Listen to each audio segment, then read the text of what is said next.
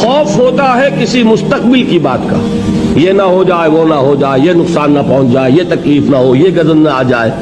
حزن ہے یہ کیوں ہوا، یہ نہیں ہونا چاہیے تھا، فلاں موقع نکل گیا، اب بیٹھے ہوئے ہیں اندر ہی اندر کوڑ رہے ہیں، صدمہ ہے اور رنج ہے۔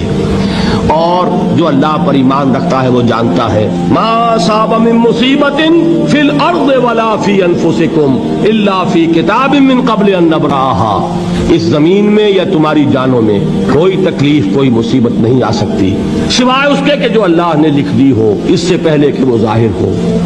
جس کو یہ حقیقت معلوم ہو گئی اس کو یہ طرز عمل اختیار کرنا چاہیے، جو چیز چھن جائے، جاتی رہے، چھوٹ جائے، اس پر افسوس نہ کرو۔ کس نے چھینی؟